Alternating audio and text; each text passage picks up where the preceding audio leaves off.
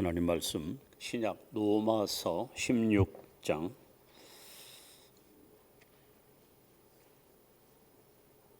신약 261면입니다. 로마서 16장 1절로 6절 말씀. 로마서 16장 1절로 6절 말씀 교독합니다. 내가 겐그리아 교회의 일꾼으로 있는 우리 자매 베베를 너희에게 추천하노니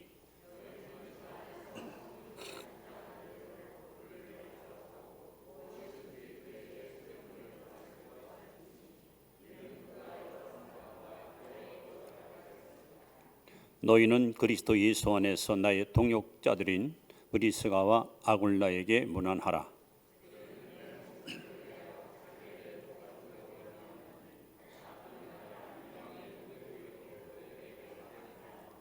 또 저희 집에 있는 교회에도 문안하라. 내가 사랑하는 에베네도에게 문안하라.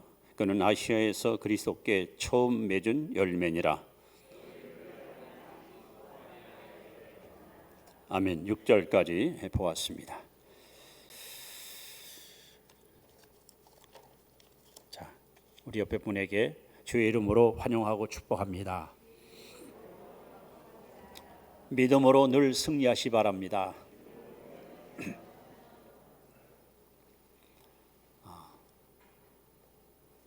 오늘 로마서 16장 1절에 보시면 교회의 일꾼이라는 단어가 소개됩니다. 그래서 오늘 여러분과 함께 교회의 일꾼으로 삽시다, 이런 제목으로 함께 은혜를 나누려고 합니다. 우리가 잘 알고 있는 이야기 가운데 세상에는 세 종류의 사람이 있다고 하지요. 첫째는 없어야 될 사람, 이런 사람을 거미 같은 인생이라 그렇게 표현했습니다. 두 번째는 있으나 마나한 사람, 이런 사람을 개미 같은 인생이라 그렇게 표현합니다. 세 번째는 꼭 필요한 사람, 이런 사람을 꿀벌 같은 인생이라 그렇게 표현합니다. 여러분들은 가정, 직장 혹은 사회 또는 교회, 이 공동체 안에서 어떤 부류의 사람에 속해 있습니까? 바라온데 저와 여러분들은 꼭 필요한 사람으로 하나님께도 인정받고 또 사람에게도 칭찬받는 그런 복된 성도들이 되시기를 주 이름으로 축원합니다. 여러분, 초대교회 성도들의 특징을 보면 그들은 구경꾼이나 말썽꾼이나 싸움꾼이 아니라 교회의 유일구준 일꾼으로 하나님께 쓰임받았습니다.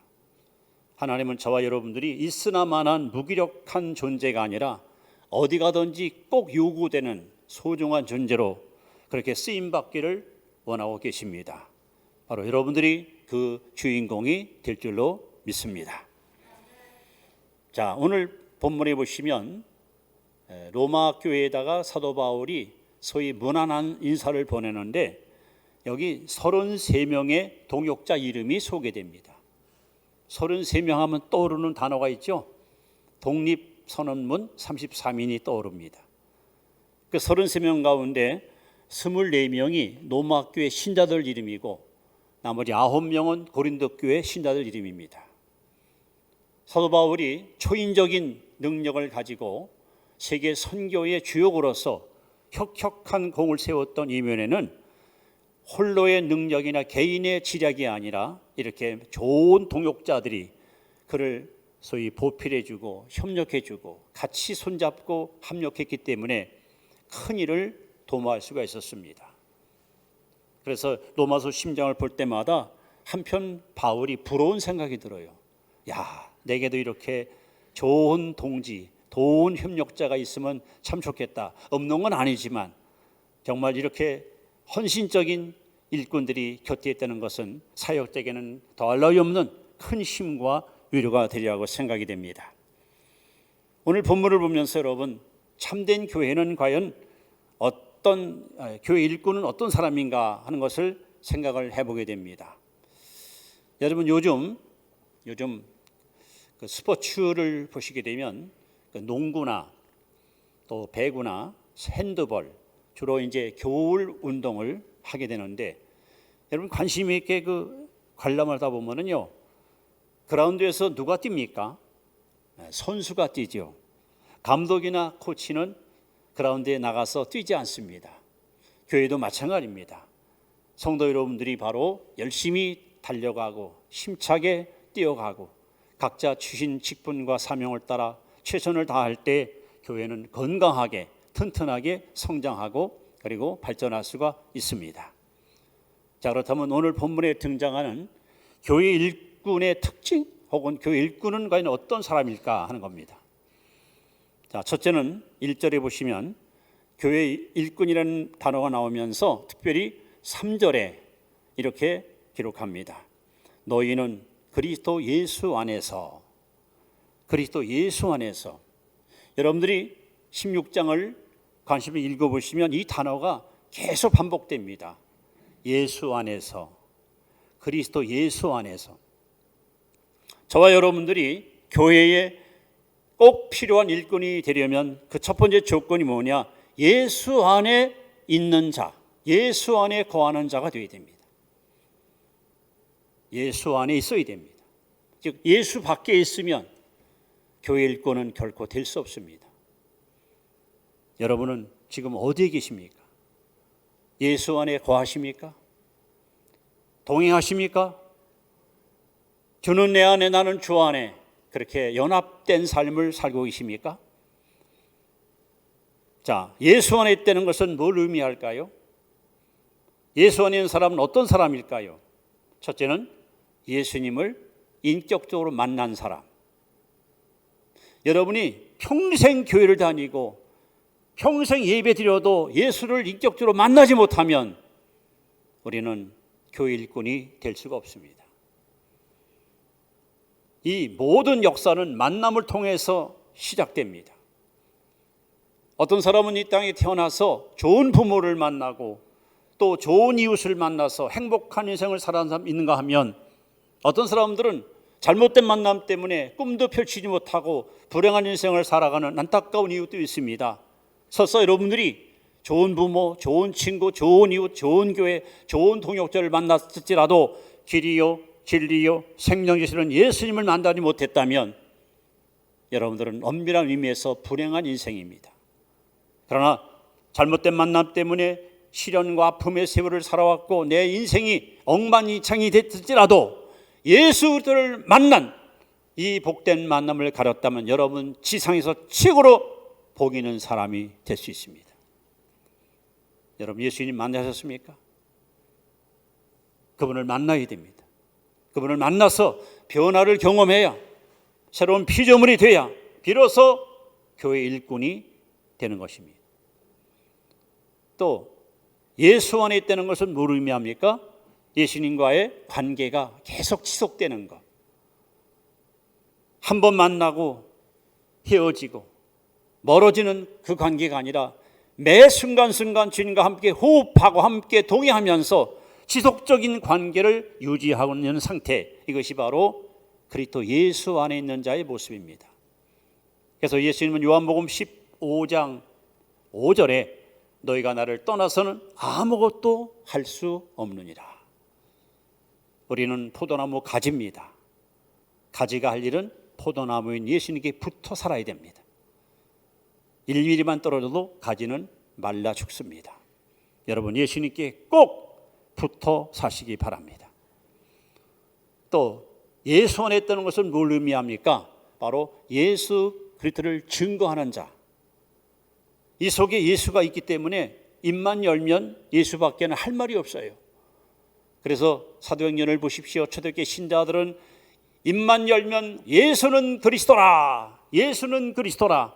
그들은 예수님을 주저하지 않고 증거하는 일에 최선을 다했습니다. 교회 일꾼은 바로 예수 안에 있는 자입니다. 또 예수 안에 있다는 것은 뭘 말합니까? 바로 예수님의 마음을 닮은 사람. 빌립보 2장 5절 말씀에 너희 안에 이 마음을 품으라. 곧 그리스도 예수의 마음이니. 저와 여러분들은 신앙의 연륜이 쌓이고 또 예배 시간이 점점 이렇게 많아지면서 우리의 성품과 우리의 인격이 온유하고 겸손한 예수님 마음을 점점 닮아가는 것, 그것이 잘 믿은 자의 신앙의 모습입니다. 예수님은 여러분 교회의 머리이십니다. 우리는 그 머리에 연결된 지체에 불과합니다. 그렇기 때문에 머리에서 지시하는 대로, 머리에서 명령하는 대로 우리는 일사불란하게 복종하고 순종하고 따라야 됩니다. 고린도후서 13장 5절에 보시면 너희가 믿음에 있는가 너희 자신을 시험하고 확증하라. 예수 그리스도께서 너희 안에 거하신 줄을 알지 못하느뇨. 그렇지 않으면 너희는 버리운 자니라. 즉 예수 안에 있지 않으면 버리운 자, 자격미달, 아무 쓸모없는 마질은 소금으로 전락할 수가 있습니다. 하나님은 과거도 그렇지만 지금 이 시간에도 하나님의 일꾼, 교회 일꾼을 찾고 있습니다. 하나님은 사람을 통해서 당신의 일을 행하시고 앞으로도 당신의 일을 행하실 터인데, 이 시대가 찾는 하나님 일꾼, 하나님 교회의 충성스러운 일꾼, 바로 여러분이 그 주인공이 되시기를 바라면서, 교회 일꾼은 누굽니까? 바로 예수 그리스도 안에 있는 자예요. 여러분, 예수님과는 뗄래야 뗄 수 없는 밀접한 관계를 항상 유지하면서 예수님께로부터 끊임없는 생명을 공급받고, 여러분의 심령이 고인물처럼 썩어지고 부패하는 것이 아니라 생동감이 넘치는, 활력이 넘치는 그런 믿음을 가지고 하나님의 교회를 섬길 때에 이런 자를 통해서 세상이 변화되고 이 땅에 하나님 나라가 견고하게 세워질 줄로 믿습니다. 자, 교회 일꾼은 이렇게 그리스도 예수 안에 있는 자가 교회 일꾼입니다. 뿐만 아니라 두 번째로 오늘 4절에 보시면, 우리 한번 4절을 같이 읽습니다. 시작. 그들은 내 목숨을 위하여 저들의 목까지도 내놓았나니 나뿐 아니라 이방인의 모든 교회도 그들에게 감사하느니라. 교회 일꾼은 어떤 사람이냐? 두 번째, 교회 일꾼을, 즉 사역자 혹은 헌신자들을 섬기는 사람이 좋은 일꾼입니다. 제가 아까 말씀했지만 로마서 16장에는 33명의 바울의 동역자들의 이름이 등장합니다. 그들은 직분과 혹은 성별과 혹은 자신의 신분을 뛰어넘어 각자 받은 은사와 직분을 따라서 바울의 믿음의 동역자가 돼서 1세기 위대한 세계 선교를 이끌어갔던, 그야말로 위대한 교회의 기둥 같은 일꾼들이었습니다. 여러분, 어느 교회든지 사람이 많이 모인 것은 좋은 일이지만 문제는 일꾼이 있는 교회가 좋은 교회고, 하나님의 일꾼이 있는 교회를 통해서 하나님은 오늘도 일하고 계십니다. 하나님은 죽은 자의 하나님이 아니십니다. 산 자의 하나님이십니다. 즉 심령이 살아있는, 이 속에 예수가 있는, 예수님과 관계를 맺고 있는 이런 신자가 모인 교회가 바로 하나님이 쓰시는 교회고, 이런 교회를 통해 하나님의 놀라운 뜻을 하나님은 펼쳐가고 계십니다. 제가 모든 사람을 소개할 수는 없고 오늘 본문에 등장하는 몇몇 사람들을 소개하면서 이들은 어쩌면 그렇게도 사도 바울에게는 없어서는 안 될 너무도 훌륭한 동역자로서의 사명을 잘 수행했는가. 자, 제일 먼저 1절 2절에 보시면 베베라는 이름이 등장합니다. 베베. 이 사람을 바울은 이렇게 소개합니다. 겐그리아 교회의 일꾼으로 있는 우리 자매 베베, 이렇게 써 있습니다. 이 베베라는 사람은 겐그리아 사람인데 고린도에 갔다가 바울을 만났어요. 복음을 들었어요. 변화받았어요. 거듭났어요. 일꾼으로 하나님 앞에 부름을 받아요. 그럼 이 사람이 한 일이 뭐냐? 사도 바울이 고린도에서 로마서를 기록합니다. 로마서 편지를 써요. 이 편지를 머나먼 로마까지 가서 신자들에게 전달해 준 사람이 바로 베베입니다. 어떻게 심부름꾼이죠. 만약에 베베가 없었으면 이 로마서의 주옥 같은 말씀이 로마 교인들에게 전해지지 못할 거예요. 이렇게 신실하고 믿음스럽고 뭘 맡겨도 자기 책임을 완수하는 훌륭한 여성, 훌륭한 믿음의 여인, 이 베베가 있었기 때문에 노마서가 탄생하게 됩니다. 다음 3절 4절에 보시면 브리스길라와 아굴라라는 이름이 등장합니다. 노마 황제가 노마에 사는 유대인들을 다 추방시켜 버렸어요. 그래서 브리스길라가 추방을 당해서 쫓겨나서 모든 것 다 뺏기고 재산도 뺏기고 기득권도 뺏기고 쫓겨나서 고린도로 소위 도피를 합니다. 그런데 놀랍게도 고린도로 도망간 이 아굴라 부부가 거기서 바울을 만나요. 어쩌면 바울을 만나기 위해서 하나님이 길을 열어준 것 같습니다. 거기서 바울을 통해서 이 사람들이 구원을 받습니다. 하나님의 자녀로 거듭나는 축복을 입게 됩니다. 어쩌면 로마에서 쫓겨난 일이 영적으로 볼 때는 이들에겐 큰 축복이었습니다.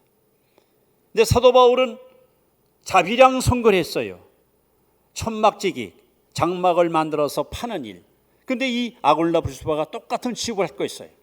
같이 서로 힘을 모아서 열심히 노동을 하고 천막지기를 만들어 돈을 벌어서, 그래서 이 부부는요 고린도에 와서 열심히 땀 흘려 일하면서 어느 정도 수입이 잡혀서 집을 한 채를 마련하죠. 놀랍게도 이 아굴라 부부는 오늘 본문에 뭐라고 써 있습니까?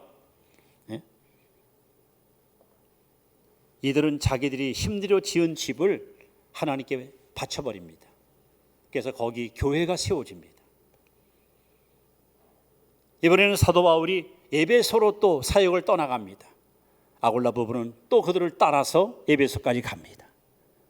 역시 가서 열심히 장막지기 하면서 돈을 벌어요. 그래가지고 또 집을 하나 마련해서 역시 이것을 하나님께 바쳐서 거기 또 교회가 하나 또 세워집니다. 그리고 바울이 노마로 떠날 때 이들 부부는 또 바울을 따라 로마까지 갑니다. 바울이 가는 곳에는 언제나 함께 동행하면서 심지어 고난도 함께 받고 시련도 같이 견디면서 바울에게는 더할 수 없는 용기와 희망을 심어줬던 사람이 바로 아굴라 브리실라 부부입니다.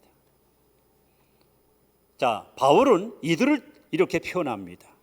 4절에 보시면 그들은 내 목숨을 위하여 자기 목까지도 내놓았다. 아굴라 부부는 목숨까지 내놓고 바울을 섬겼습니다. 저는 이 본문을 보면서 바울은 참 행복한 사람이다. 나에겐 이런 동역자가 있을까? 목숨을 내놓고 나를 섬길 사람이 있을까? 이런 생각을 많이 가져봅니다. 이런 헌신적인 동역자가 있었기 때문에 바울은 가진 핍박과 수모와 역경과 시련을 겪으면서도 절대 좌절하거나 무너지지 않고 끝까지 사명을 완수하는 승리의 일꾼이 된 것입니다. 5절에 보시면 에베네도라는 이름이 또 등장합니다. 근데 이 사람은 어떤 사람이냐면 아시아에서 처음 익은 열매라는 거예요. 즉 사도 바울이 아시아에 가서 전도해서 처음 구원받은 사람이 바로 에베네도라는 사람이에요. 얼마나 여러분 감격스러운 사람입니까? 바울이가 이 사람 이름만 불러도 보람을 느낄 거 아니에요? 어렵고 힘든 아데미 신녀를 섬기는 에베소에 가서 아시아에 가서 열심히 복음 전했던 이 청년이 예수를 영접하고 구원받아 하나님 일꾼이 됐으니까 얼마나 여러분 힘이 생기고 얼마나 감격이 다가오지 않겠습니까? 또 7절에 보시면 안드로니고라는 이름이 등장합니다. 이 사람은 어떤 사람이냐? 내 친척이라 이렇게 써 있습니다. 오늘 여러분들이 예수 믿고 구원받은 것에 대해서 100% 하나님의 은혜지만 분명히 여러분 가족과 친척 가운데 누군가가 여러분의 구원을 위해서 기도했을 거예요. 누군가 날 위해서 하나님께 눈물로 호소했던 그 기도의 소망이 결국 나를 하나님이 구원의 자녀의 반열에 이끌어 주셨습니다. 위대한 사도 바울이 회심을 하고 하나님의 도구로 쓰임받게 된 배후에는 그 친척 가운데 바울을 위해서 기도했던 사람이 있었기 때문에 하나님은 이 놀라운 역사의 도구로 바울을 쓰신 겁니다. 그러니 사도 바울이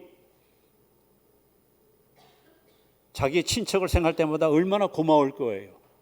우리 집안에 그래도 나보다 예수 믿는 사람이 있어서 저 사람의 그 중보 기도가 결국 나를 회심시키고 나를 이렇게 하나님 종으로 세웠구나 할 때 얼마나 감격이 오겠습니까?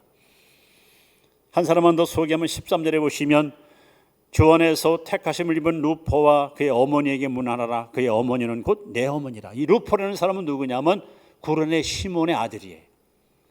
예수님이 십자가 지고 골고다 올라갈 때 저 북아프리카 검둥이 니그로 구레네 시몬이가 억지로 십자가 지고 올라갔잖아요. 바로 그 사람의 아들이 루포예요.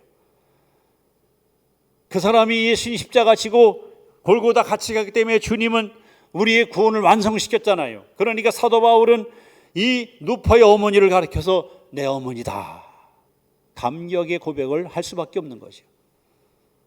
여러분, 제가 33명을 다 소개 못합니다. 이들은 각자 자신의 신분과 혹은 자신의 계급과 자신의 위치를 다 초월해서 사도 바울에게 기도로, 물질로, 마음으로, 몸으로 함께 동역하고 함께 협조했기 때문에 사도 바울이 성공적인 4차 세계 선교 여행을 마칠 수가 있었던 것이죠. 오늘 교회 일꾼은 바로 주를 위해서 헌신된 사람을 갖다 섬기는 거예요. 제가 늘 강조하지만 어느 교회든지 섬기는 자가 많은 교회가 좋은 교회입니다. 지시하고 또 다스리고 점령하고 이런 사람 있는 교회가 아니라 가장 낮은 자리로 내려가서 서로를 섬겨주고 서로 잘 받들어주는 이런 교회. 그래서 사도 바울이 위대한 이방인의 사도로서 하나님의 사명을 완성시킬 수 있던 가장 좋은 동기가 이렇게 동역자들이 곁에서 그를 섬겼기 때문에 이것이 가능했다는 것입니다. 갈라디아 6장 6절에 보시면 가르침을 받는 자는 말씀을 가르치는 자와 모든 좋은 것을 함께하라. 여러분을 말씀으로 양육하는 저와 여러분 마음을 같이 하고 좋은 걸 같이 해서 우리 합력해서를 이루어 나가는 아름다운 사랑의 공동체가 바로 우리 교회가 되어야 됩니다. 자, 하나님의 교회 일꾼은 어떤 사람일까요? 자, 첫째는 예수 안에 있는 자라 그랬습니다. 둘째는 헌신된 사람을 섬기는 자라 그랬습니다. 자, 셋째는 16절을 읽지 않았습니다만은 세 번째는 16절 한번 우리가 같이 한번 읽도록 하겠습니다. 자, 시작. 너희가 거룩하게 입맞춤으로 서로 문안하라. 그럴 때 모든 교회가 더 너에게 문안하느니라.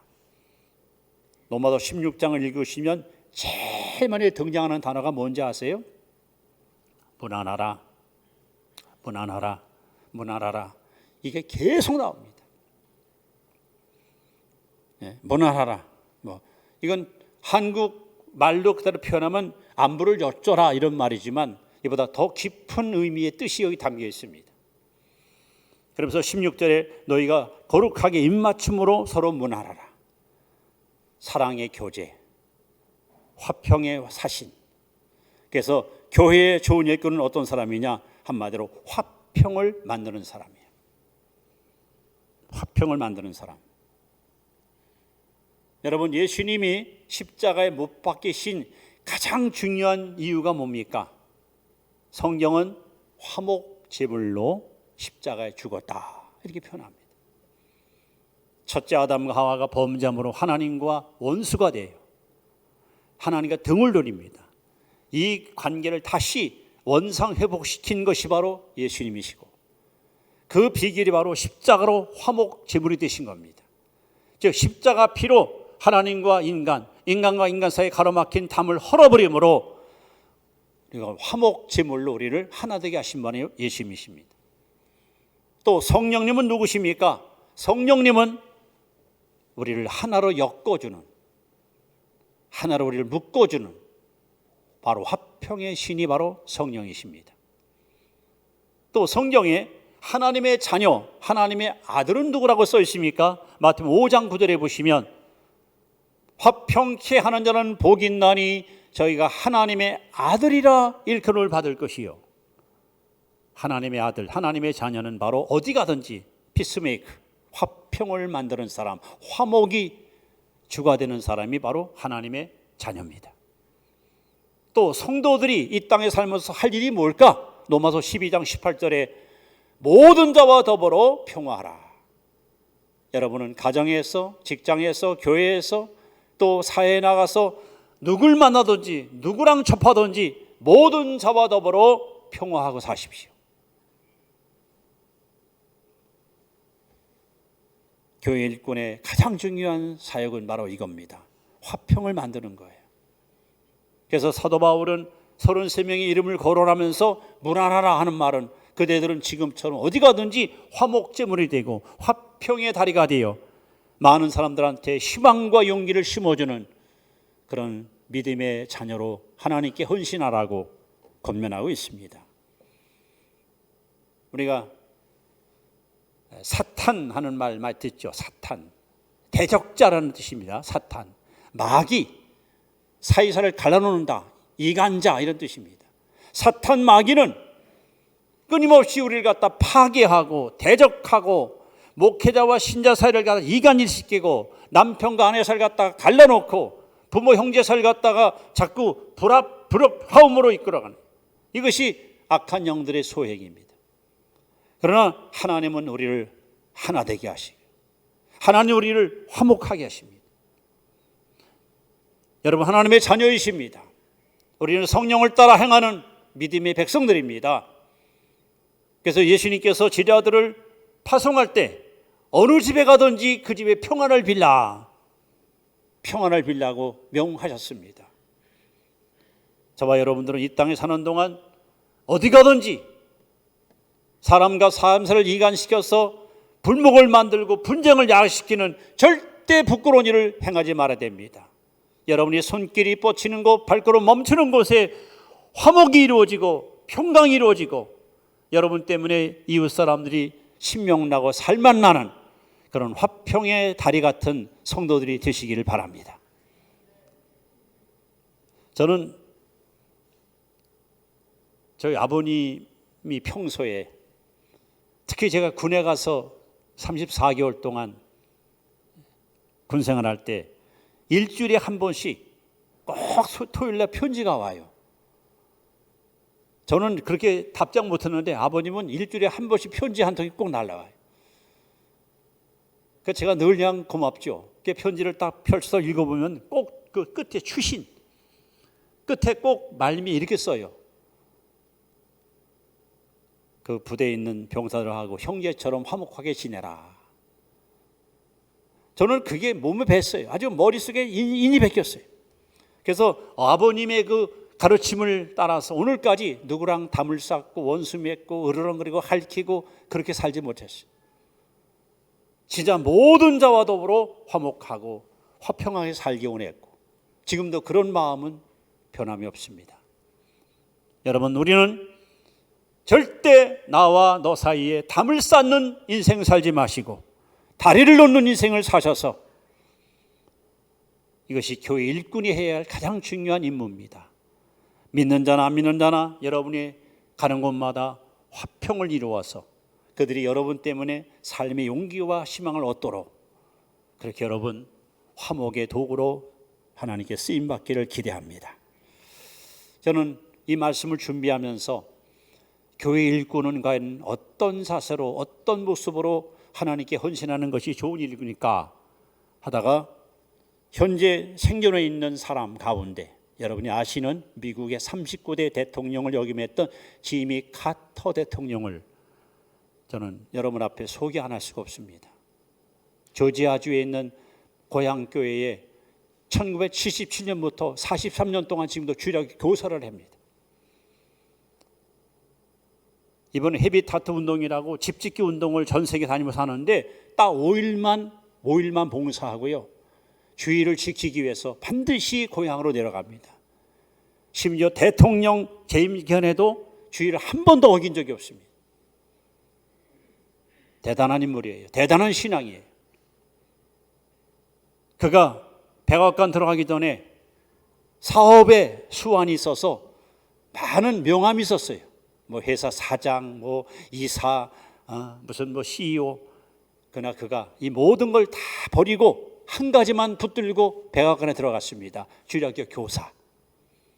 이건 하나님이 내게 주신 사명이다. 나는 이거는 절대 포기할 수 없다. 대통령이야 4년하고 끝날 수 있지만 나는 죽는 날까지 이 사명을 감당하겠다. 그래서 이 사람이 한 유명한 신앙 고백이 있습니다. 교사는 사람의 헌신을, 교사 한 사람의 헌신은 위대한 사명자를 만들 수 있습니다.